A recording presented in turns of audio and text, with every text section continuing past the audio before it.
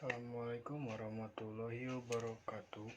Perkenalkan, saya Muhammad Oke Kurniawan, mahasiswa dari Universitas Indonesia Maju, Prodi S1 Keperawatan semester 5B. Nah, saya di sini akan melakukan edukasi kesehatan tentang DBD melalui media PowerPoint. Sebelumnya, apakah ada yang sudah tahu apa itu DBD? DBD atau singkatan dari demam berdarah dengue adalah penyakit infeksi virus akut yang disebabkan oleh virus dengue yang ditularkan dari manusia ke manusia lain oleh nyamuk Aedes yang terinfeksi. Terutama nyamuk Aedes aegypti merupakan faktor endemik yang paling utama.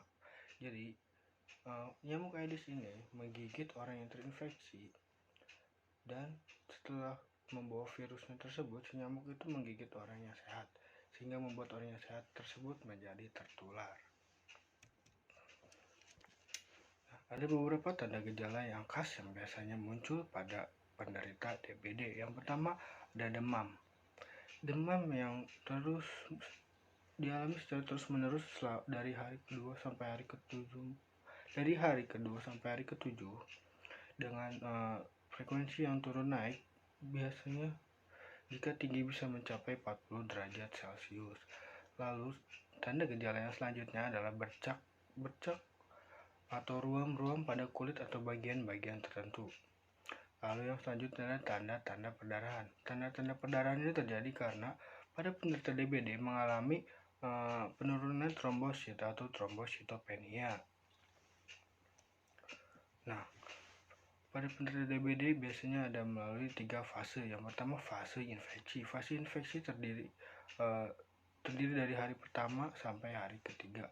Biasanya pada fase ini DBD masih sulit dikenali karena tanda gejalanya masih mirip dengan tifus atau influenza, seperti demam, mual, sakit kepala, nyeri sendi, lemas, dan nafsu makan. Penanganan pada fase ini biasanya dengan berobat ke puskesmas atau pusat pelayanan kesehatan agar diberikan obat paracetamol. Biasanya untuk penanganan di rumahnya bisa menggunakan kompres hangat atau banyak-banyak meminum air putih. Nah, lalu selanjutnya fase kritis. Fase kritis terjadi di hari keempat sampai hari kelima. Pada fase ini biasanya demam terkadang sudah mulai turun. Nah, namun tanda gejala lainnya seperti ruam atau perdarahan sudah mulai terkadang muncul pada hari-hari ini. Lalu ada fase penyembuhan. Fase penyembuhan terjadi di hari ke-6 sampai hari ke-7.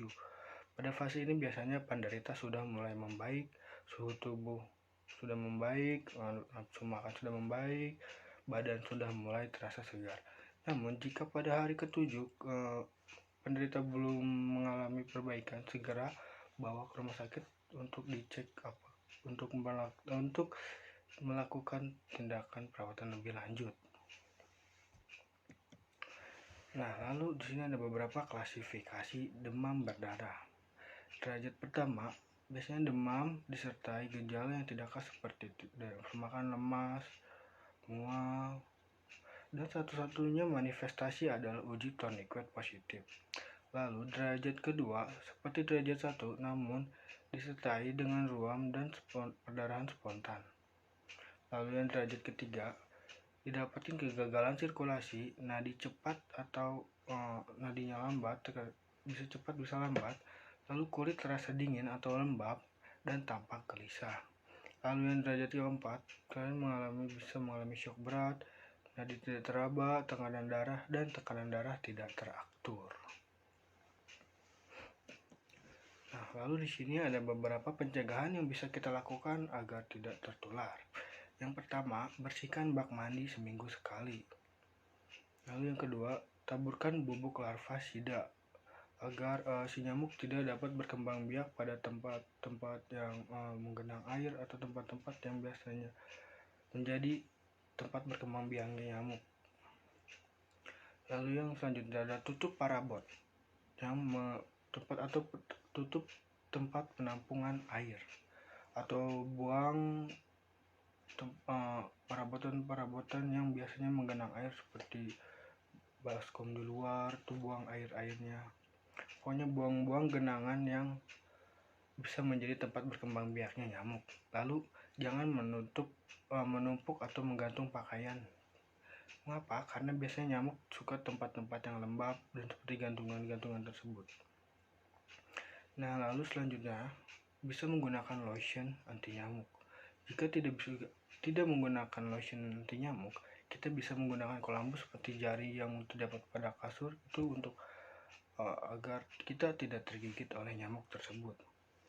Lalu yang terakhir, kita bisa mengkonsumsi banyak vitamin agar meningkatkan daya tahan tubuh kita dan imunitas kita agar kuat. Sekian pemaparan materi dari saya, kurang lebihnya mohon dimaafkan. Wabillahi taufiq wal hidayah. Wassalamualaikum warahmatullahi wabarakatuh.